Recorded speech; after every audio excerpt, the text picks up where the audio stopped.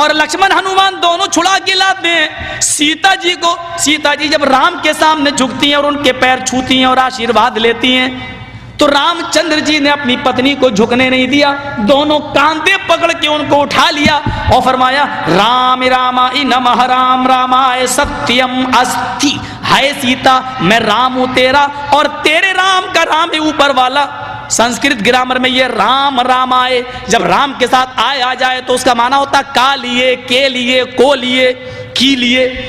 رام رام آئے رام کے لیے نمسکار کرو, جھکو, یعنی اپنے رام کے سامنے نہیں بلکہ اس رام کے سامنے جو تیرے رام کا بھی رام ہے.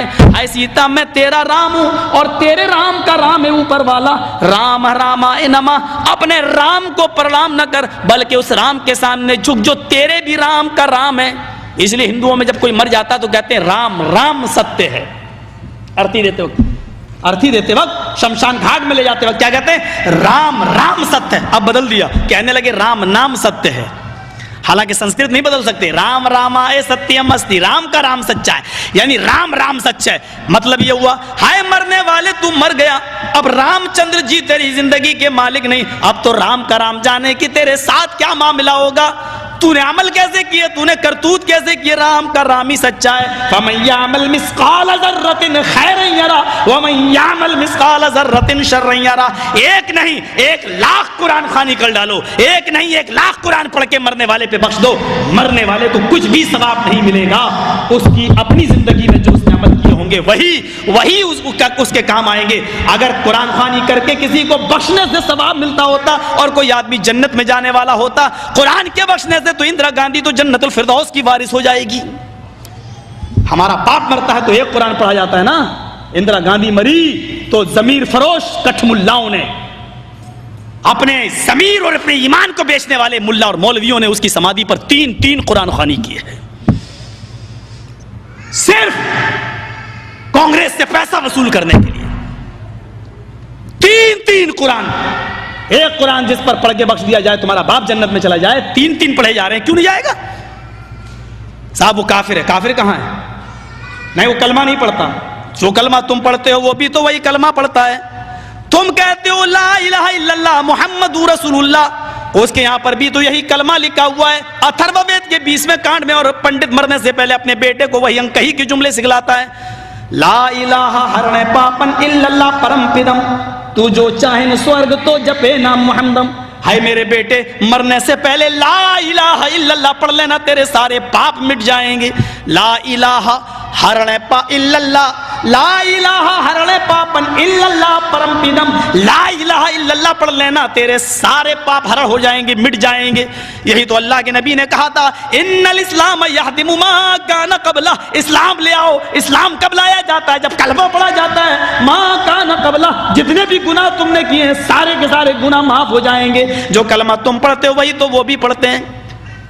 فرق اتنا ہے. دلیل کیا ہے؟ تم کھڑی مورتی کی پوجا کر رہے ہو, وہ پڑی مورتی. ایک پڑی مورتی کی, ایک کھڑی مورتی کی.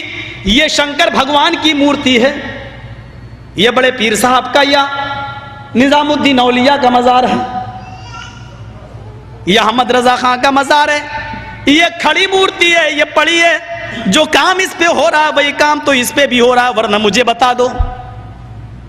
ہندو چنری چڑھائے مورتی پہ تو کافر, تم چادر چڑھاؤ تو پکے مسلمان, وہ ہار ڈالے تو کافر, تم پھول برساؤ تو پکے مسلمان. یہ کوئی چیز کھانے کی مورتی پہ چڑھائے تو کہے پرساد, پرساد کھانا حرام. یہاں پر کوئی چیز چڑھائی جائے اس کو کہو تبرک ہے, اور یہ کھانا بڑا مبارک. ہندو مورتی دھو کر اس کا پانی پی اور کہے کہ یہ گنگا جل سے زیادہ پاک پوتر ہے, اس سے بیماریاں صحیح ہو جاتی ہیں. مسلمان عرس کے موقع پر قبر دھو کر پانی اس کے بوتلوں میں بھرے اور کہے کہ اس کے آگے تو زمزم بھی فیل ہے, تو یہ پکا مسلمان.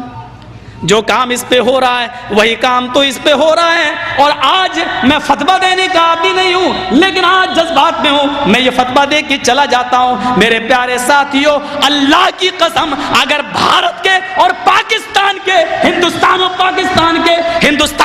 20 کروڑ مسلمان اور پاکستان کا وہ 15 کروڑ 10 کروڑ مسلمان اگر یہ چادر چڑھانے کے بعد، چنری چڑھانے کے بعد، تبرک کھانے کے بعد اگر یہ جنت کے اندر چلا گیا تو کعبے کے رب کی قسم کھا کے کہتا ہوں کہ بھارت کا 60 کروڑ ہندو بھی ایک ایک کر کے جنت میں چلا جائے گا۔ اور اگر بھارت کا ہندو جنتی نہیں ہے تو اتنا یاد رکھنا کہ پھر تم اپنے مسلمان ہونے کا سرٹیفکیٹ پیش کرو۔ تم وہ جہنم میں کیوں جائے گا؟ اگر وہ ان کاموں کی وجہ سے جہنم میں جا رہا ہے تو تم یہ کام کیوں کر رہے ہو؟ تمہارے اندر یہ کام کیوں پائے جا رہے ہیں؟ تم بھی تو وہی کام کر رہے ہو۔ ارے اس نے تو پھر بھی مورتی لگا رکھی ہے، تم نے تو پتہ نہیں کس کو گاڑ دیا اور نام ہی اس کے بدل دیے۔ اللہ جانے اس میں حقیقت میں وہ ہے بھی یا نہیں ہے۔ مسجد میں ہوں، اللہ کے گھر میں، اللہ کے گھر سے بڑی کوئی جگہ نہیں ہوتی ہے۔ میں نے بنارس میں اپنی آنکھوں سے دیکھا، اپنی آنکھوں سے ننگا بیٹھا رہتا تھا۔ جینیوں میں جیسے ننگے بابا ہوتے ہیں نا، انڈیا والوں کو اچھی طرح معلوم ہوگا، وہ گھومتے ہیں آگے اور پیچھے پیچھے عورتیں چلتی ہیں، ان کے دودھ سے نہلایا جاتا ہے۔ جو گربوتی عورتیں ہوتی ہیں وہ دودھ جب بہتے ہوئے اس بابا کی شرمگاہ کے پاس سے آتا ہے تو اس کو بھر لیتے ہیں اور گربوتی عورتوں کو پلایا جاتا ہے تاکہ بچہ نیک پیدا ہو۔ میں نے نوائے اسلام میں ایک موضوع لکھا تھا کہ اس سے بچہ نیک پیدا ہوگا یا بے شرم، یہ تو خود ہی پتہ چلے گا۔ کیس چل گیا تھا میرے اوپر۔ غور کریں آپ، ننگا بیٹھا رہتا تھا، ایک ٹائم کی نماز نہیں پڑھتا تھا، اس کو وضو بنانا نہیں آتا تھا۔ مر گیا جب وہ، اس کا مزار بنا دیا گیا، 3 سال کے بعد اس کا نام رکھ دیا گیا ننگا بابا۔ نام بھی ہے ننگا بابا، ان کو نام بھی ایسے ہی ملیں گے، اللہ کی قسم ان کو صحیح نام بھی نہیں مل سکتے۔ ننگا بابا، ذرا بتاؤ کہ ننگا رہنا کون سی شریعت میں ہے؟ کون سا مذہب ننگا رہنے کی تعلیم دیتا ہے؟ کون سی تہذیب ہے ننگا رہنے کی؟ اور یہ نام تک رکھا گیا ننگا بابا، بابا پر رکھا ہوا ننگا بابا باقاعدہ۔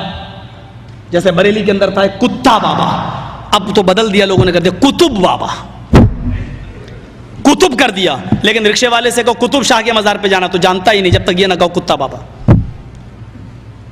ایک کا نام ہے پتنگ بابا، کسی شریف انسان کا کام ہے پتنگ اڑانے کا، نام رکھا گیا پتنگ بابا۔ بنگلور سائڈ میں چلے جاؤ، مجھے میرے دوستوں نے دکھلایا جنگلی بابا۔ کون نام ہے؟ نام تو پہلے اچھے رکھ لو یار، نام تو کم سے کم صحیح رکھو۔ یہ تو جو یہاں ہو رہا ہے وہ کام یہاں ہو رہا ہے۔